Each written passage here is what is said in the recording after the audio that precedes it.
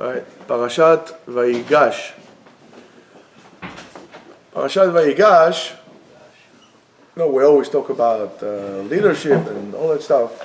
Today I want to concentrate on a different concept from the Parashat. That's basically, it's all about meetings and interaction with people. So let's look at this a little different.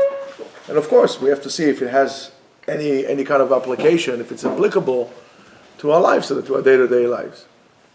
So last parasha ends up a moment before the brothers leave Egypt, and the whole ordeal with the arrest and the accusation that they were accused by stealing the silver goblet, and as a result of that they were arraigned, and they found it because they found it within the belongings of Binyamin. And we all know it's the little baby that Yakov had from Rachel, and so this is where it ends. Our parasha starts with the words Vayigash elav Yehuda. Vayigash elav Yehuda, and Yehuda, we'll see what it is, really approached him. Yehuda, which really guaranteed to his father the security and the well-being, and of course the safe return of Binyamin. Of course the question is, we could ask many questions, but one question that it's quite obvious is that Torah uses the words Vayigash elav Yehuda. Vayigash. Why not Vayikrav and come closer? Or Vayifne, and he spoke, or anything like this. It wasn't Vayigash. There's something here that doesn't make so much sense. So therefore we need to really see if we could learn anything from that. And let me tell you guys, the more I looked into this week's parasha, the more I said, wow, this is so really on the nose for what we are going through nowadays today, inside of us. So there's a remez, for example. Of course, there's always remez. The numerical value, Ephraim, there's great children here with bourbon inside. The numerical value of Vayigash is 319. 319, which is the same gematria, the same numerical value as Ach Yakar, dear brother. Which is also the same numerical value of Hatzileni na miyad achi, save me from the hand of my brother. Which is also the same numerical value as Derech HaMelech, path of the king. And we all have to understand, Derech HaMelech means you have to go straight. Derech HaMelech is something you have to go straight. There is a remez in that. However, it's also the same numerical value of V'yeh Hashem Elokeinu Imanu. So all this is kind of hinted within the words of Vayigash. The Torah knows exactly what it's doing. The Zohar explains to us that the root of the word Vayigash is Nagash. Nun, Gimel, Shin. Negishut means to be available, and also represents the word Hitnakshut, which means collision. So it comes to indicators, according to the Zohar, there's going to be here a great collision of mindsets, of worlds, of worldviews.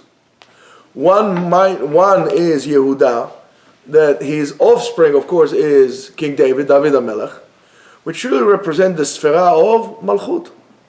The Sfera of Malchut, which is really representative of our world, that the whole purpose is really fulfilling of our physical urges and needs, our wills, our wishes, mainly of our body.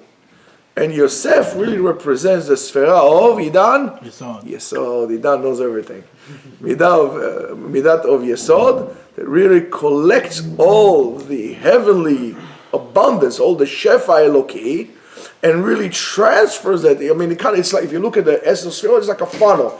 It goes all the way down, from Keter, all the way down to the tip of the panel of the funnel, which is Yesod.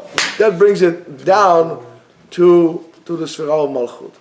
By the way, this shiur is dedicated to Refuah Shlema of Mazal Bat Leah, Chaim Yisrael Levi ben Batya, and also to my great dear grandson, Yosef Lev ben Kara Rachel. Elui Nishmat? Shlomo Cohen ben Frida. Shlomo Cohen ben Frida. Osnat bat Chivtzi. Osnat bat Chivtzi. And the Malchut is really the one who determines how much Shefa is going to enter your life. In other words, as somebody told me before, he said, many people usually, how did they say it? How did he tell me? He said to me something like this: the biggest obstacle in success in your life will be you. You are the biggest obstacle in your success. You are the one who determines if you're going to be successful or not successful. You tend to blame other people, you tend to blame the color of your clothes, you tend to blame everybody, but you're never going to blame yourself. Blame yourself. It's all about you. You are the one who determines if you're going to be successful in your life or not. You're going to be the one who's going to determine whether you're going to have a wife or you're never going to have married at all. You are the one. You are the one who determines it. You have the ability to change. You have the ability to do all these things. It's you. Don't blame anybody else. Right, Jonathan? Remember who said it? Yeah. Edgar Allan Poe. Yeah, you. Jonathan told me that before, and I thought it was a great point. So I'm using it today. So really, the Malchut really determines how much Shefa is going to come to our life, and nobody but ourselves could determine how much light is going to enter your life. You are the one who will determine how much light enters your life. You're the one. Whether you like to hear it or not, well, that's up to you. Why? Because when it comes to spirituality, there's no oppression in spirituality. Again, you did it. Again. And the collision in which we are having here is really between two different urges. The urge to connect to the spiritual, to HaKadosh Baruch Hu. And on the other side, you have the need of the urge of the body to survive. In other words, me only, and I don't care about anybody else. You should know that when you feel spiritually stuck in your life, you feel stuck, you feel like on a life support, spiritual life support. That really means that you are involved in fulfilling your physical urges above all. Again, as I said to you before, it's you. So don't blame anybody else. So if you feel that you're praying and you're not connecting, if you feel this or you feel that, it's basically you. You are too involved with your own physical needs. You're too involved with your own self. And basically what happens for that, Kabbalistically, when you do that, you are in disconnect from the Sfera of Yesod. And you therefore disconnect from the Shefa, from the abundance, which the only way to really reconnect with it again is to create a certain, what we call miracle, nes, in your life. Now, if you look at the word nes, the remez for nes is lanus, is to run to. Also, the word nes represents a flag. Right? So, when you need to run away or put some daylight, right, it's basically run between your nature and your urges, your own whatever you brought from mommy's home or daddy's home. In other words, you need to run away or break away from the way you usually operate throughout your lives. You have to run away and stay away from feeling that you are the scapegoat, feeling that you are being labeled, that you are being targeted. You have stopped feeling yourself like you are the sacrifice. You are not the Paschal lamb, let's put it this way. And most people like to feel, poor me, oh me, oh me, and so on and so forth. You need to stay away from anger and fear in your life and really elevate yourself to a higher level. To elevate yourself above nature and to find a different way that it's going to be to bring about a change in your life. In other words, you need to bring up the flag. You need to be a flag waver, to wave the flag of life. And that is to start living and living a responsible life. That is the example that we take from Yehuda. Yehuda assumed responsibility. He goes to Yosef, says to him, "Hey, mister, you want to talk? Be Adoni. Talk to me. Talk to me. I'll take everything. I'm the one who did it. Talk it all of me." And that's what Yehuda did. Yehuda did not think about, hey, you know what, let somebody else. Oh, you want to take Binyamin? Take Binyamin. Shalom alecha nafsha. I'll worry about myself. No. Yehuda knows. He says, you know what, take me, let them go free. Willing to sacrifice himself. Selfish people cannot be spiritual people. And usually selfish people are very bitter people. And absolutely not responsible. Guys, take it into account what I'm telling you.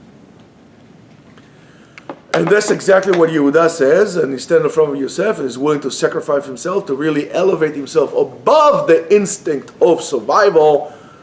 His survival, he puts away for the better being of the people around him. What I can do for my people, for my society. What he's willing to put his freedom, or maybe even his life, for the sake of his father, for the sake of his brothers, for the sake of his brother Binyamin also.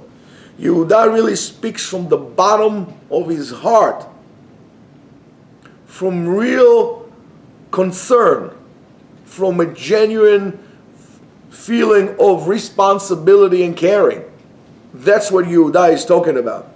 When he is in a state of this complete emunah, that this is the way, this is how I'm going to be, I'm going to throw myself out there, therefore he's able to bring that message forward. When people who are not like Yehuda, they would try to make everybody miserable to the point of becoming really aggressive, to the point that they're going to harass people.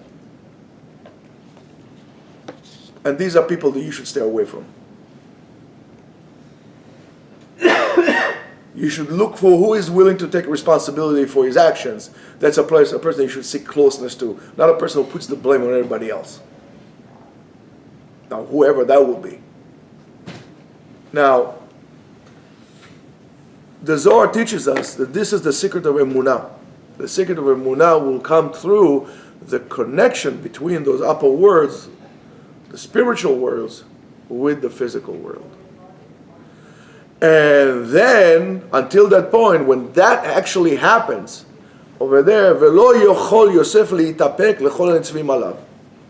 At that moment, Yosef could not hold itself up, and therefore he needs to let go of all the abundance that was holding up before, because before the brothers were selfish.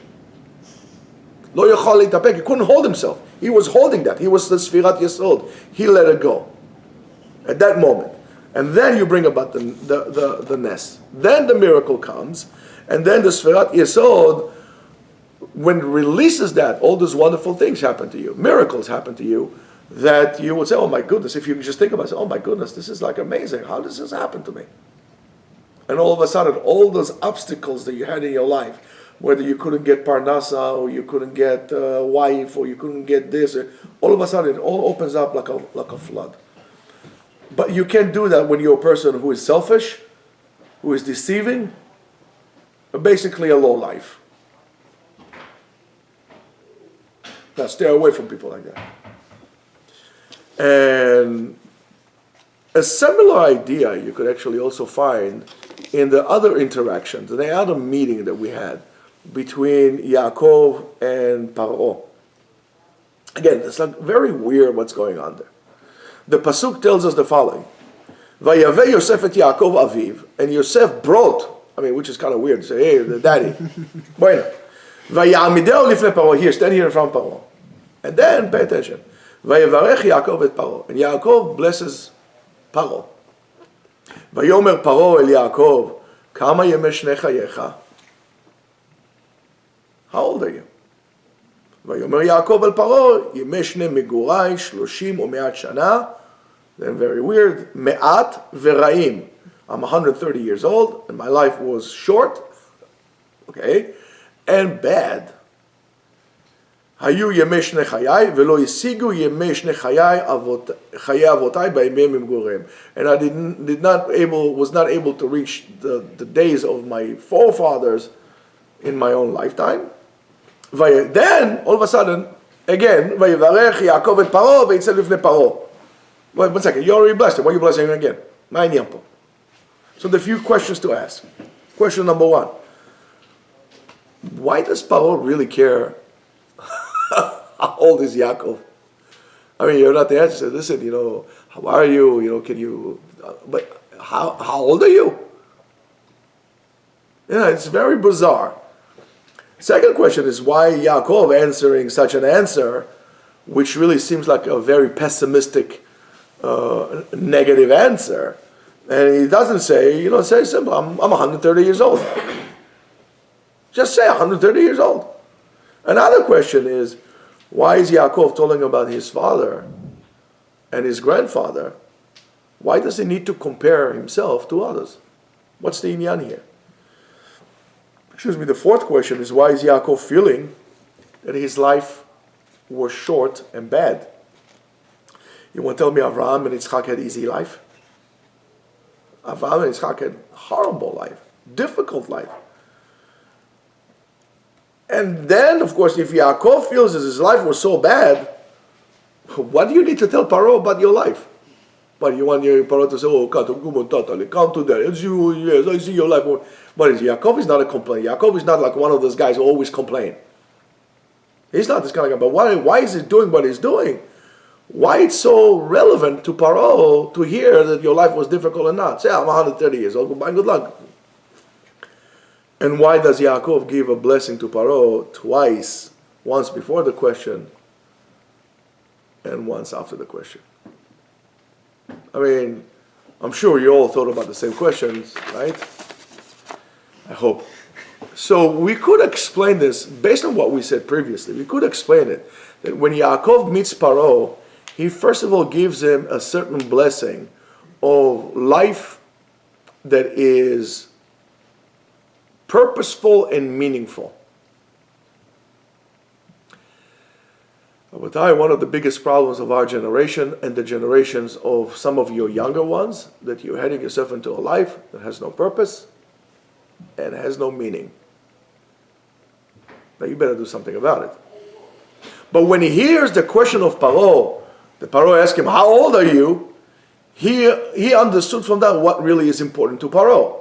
What is important to Paro is life in this world, because by the Egyptians, a person was measured if he's a success story or not based on what he did in this world, not what he's going to do for the next world, in this world.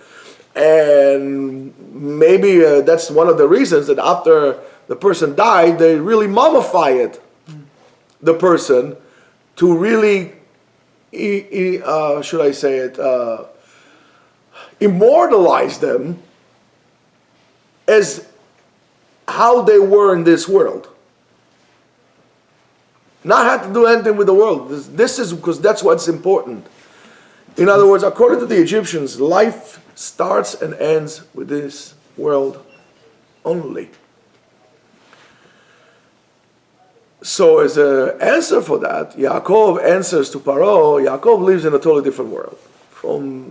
In Yaakov's eyes, this world it goes by very fast. It's just like something temporary. It's a passage between dimensions. This world is, and we say, fix your life like in the corridor. This life is like a corridor, and in a corridor, if you have a corridor in your house, hey guys, you're not going to put a sofa and an armchair or your bed in a corridor. You're going to put it in different places. This life is a corridor. So don't get so hung up about how good or whatever you're doing in this world. So therefore he says to him, in his answer, he says, I'm in this world, here, in this world I'm 130 years old. But really what is important in this world to ask is when my actions will reach the quality of the actions of my forefathers. Because it doesn't make a difference how long you live if they are not meaningful and purposeful, there is no meaning to your life, so therefore your life counts for nothing. Only life with a meaning and a purpose are considered to be life. And this is what Yakov is trying to give this message to Paro, that his desire is to reach the level of his fathers, of Abraham, Yitzchak, and Yaakov, even though that it looks to you, Paro, that I made it, that I have a lot of cattle, I have 70 descendants. Paro, you didn't look like you had a lot of guys, a lot of children. I have 70 descendants. I have a lot of cattle that I'm coming back from Eretz Israel. It looks to you like I made it, but I know what really counts. And this is not how much dinero, how much moolah I made in this world. It's how much I lived life in terms of a purpose and a meaning. And of course, Rabotai, life of purpose and meaning will start first of all with you assuming responsibility for your life. Don't think that your happiness is dependent on somebody else's action. Your happiness depends on what you decide to do with your life. So if you're not happy with your life, don't blame anybody else. Go get yourself a good mirror and start talking to the person who looks at you in the mirror. It will be you. So if you're going to look at this, in other words, I didn't accomplish much, because I know that I can reach a much higher level, spiritual level, than I am right now, because I haven't reached the level yet of my fathers, of Abraham, Yitzchak, and Yakov. And that's something for us to remember. We all think we are the best, and we forget who were the people that became the ladder for us to climb on. We think that we reach where we reach only by ourselves. We forget that there were people there, whether they're your parents or your Rebbeim or whoever it is, that basically laid on the fence for you to succeed. Now, one thing for sure is don't spit on them. It's enough that you step on them, but don't spit on them. And take this to heart. So after Paro understands this message of what really is important about life, now Yaakov can really give him a blessing of life, of purpose, of meaningless, of meaningful, of meaning, of purpose, of kedusha, life of purity. That is considered to be life. Going back to Yehuda, so there's Vayigash elav Yehuda vayomar. So before Yehuda says again his words, first of all, he approached him. Now there's a beautiful Sfat Emet on that in our Parashat that really paid close attention to the words in which the Torah used to describe to us what happened before Yehuda started talking.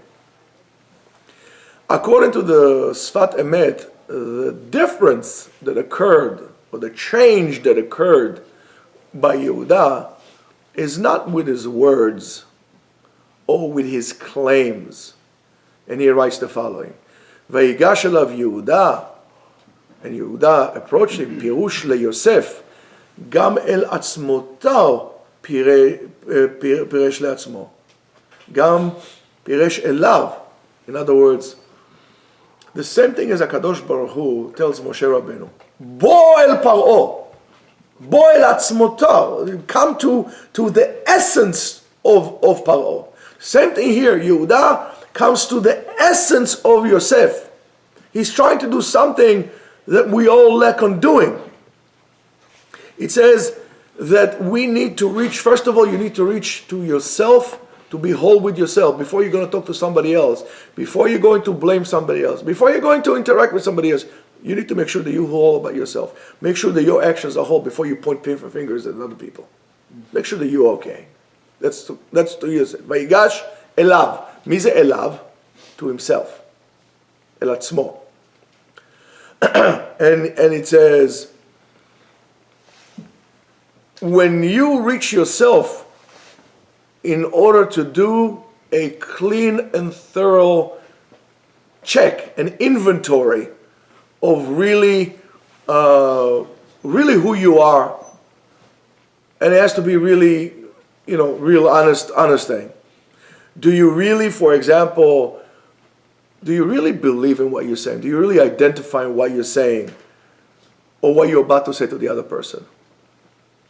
Or is it just something that you picked up in some book or some TV show or some, whatever it is? Do you really believe in what you're saying? And after you really became very careful about those things to yourself, only then you can try to maybe reach out and make the change by somebody else.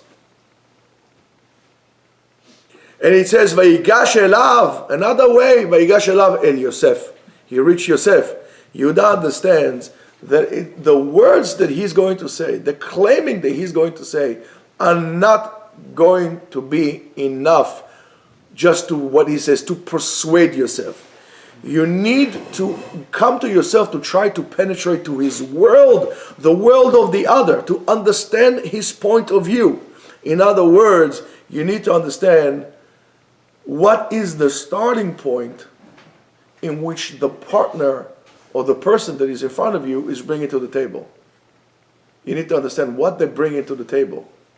You need to understand where they're coming from. Otherwise, you're going to say what you want to say, he's going to say what he wants to say, and there's nothing to talk about. Now, that's true when you talk about partners at work, when you talk about husband and wife, when you talk about to anyone. Put yourself in the shoes of the other person.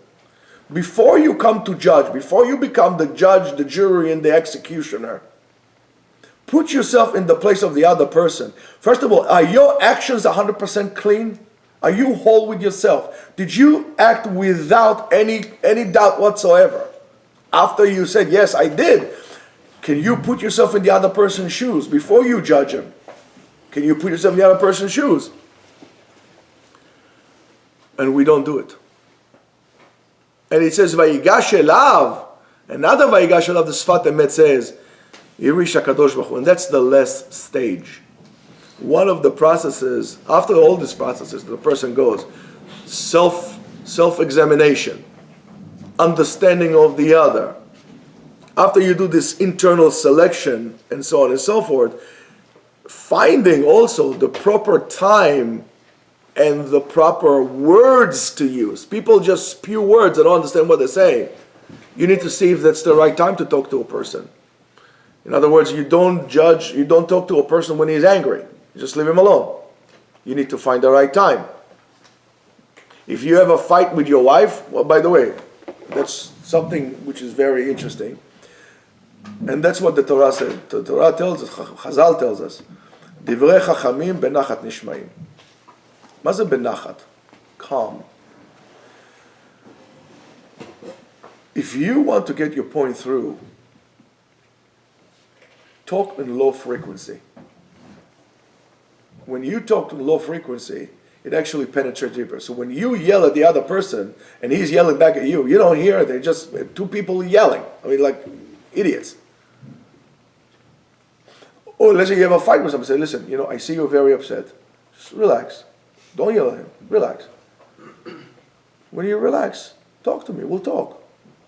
But no, I see you upset. Because you're going to yell, I'm going to yell, I'm going to yell. In the end, I'm going to hate each other. We're going to hate each other. The same thing goes with husband and wife. One is yelling, lower your voice. Lower your voice. I say, listen, I see you upset. Try to see, first of all, where they're coming from. Maybe they have a point. We always persuade ourselves that we are right. But we never see the point of somebody else. So, lower your voice. Lower the frequency. One of the best ways for you, if you want to go to sleep, is to put low frequency music. Because it calms you down. It relaxes you. You want something to penetrate into you? Low. Don't yell. Don't scream. Don't throw fit. That's good for little kids. Now, and we need to understand that, and you need to be aware that the human dialogue is not a simple task. It's a very challenging aspect to deal with. Human dialogue, because we are all each have our own world and our own feelings and our own experiences and so on and so forth. But we need to see what we could bring to the table to solve problems, how to create problems. There are certain people that always like to create problems. These are problem creators. These are probably the most miserable people in the world.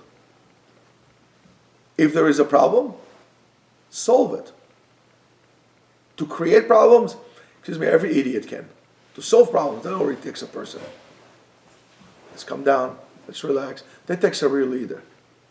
That takes a real person. That is one of the definitions of a Ben Torah. Darkea darkei noam, v'chol netivotea shalom. You need to listen to what the other person is saying.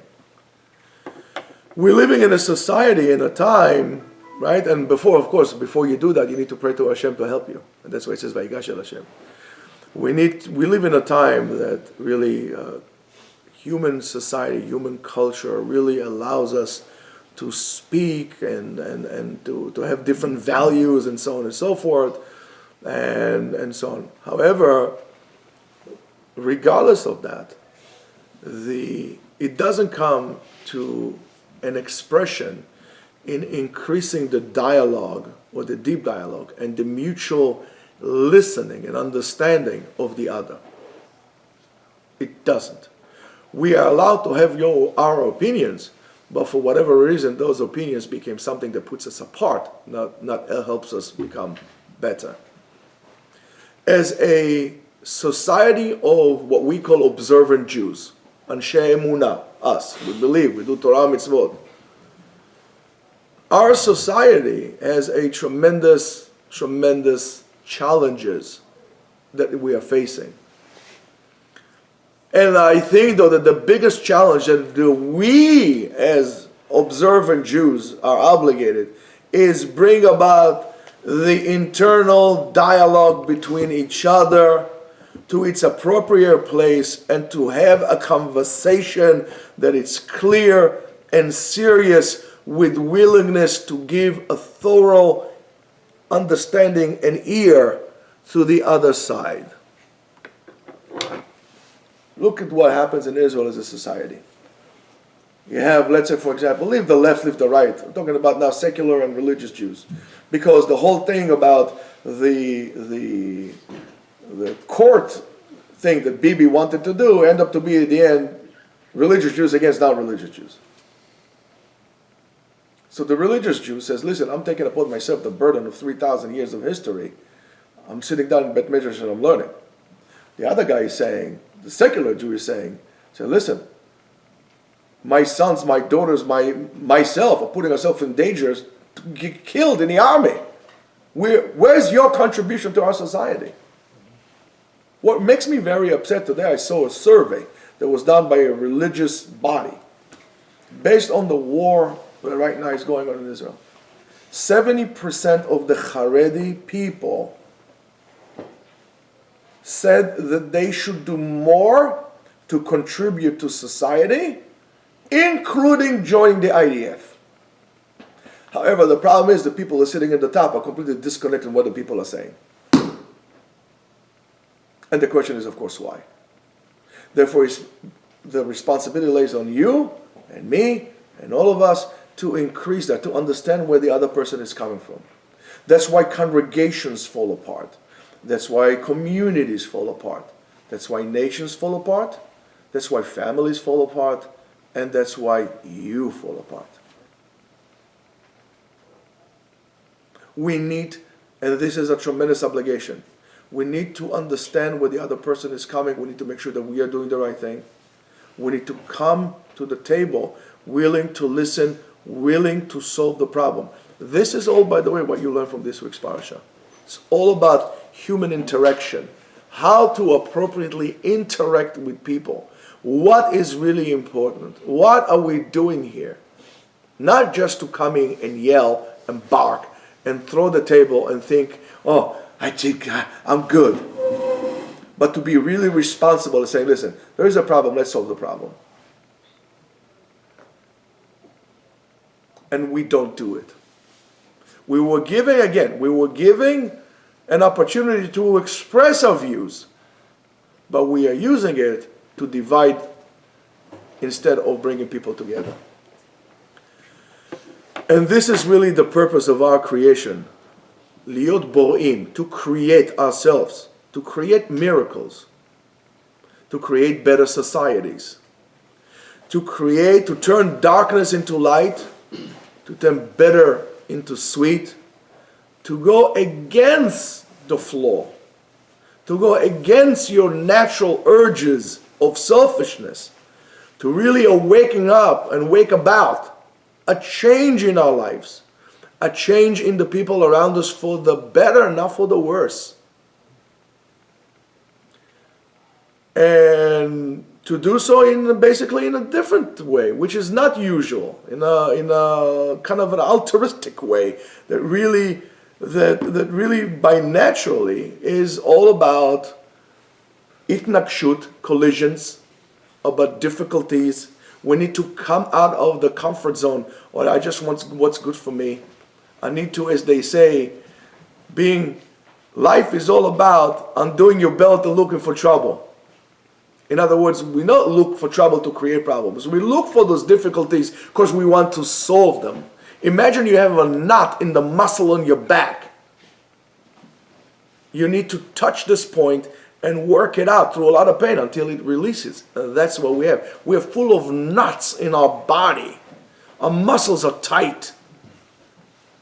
And we need to work through the pain to really release it so we could be more free.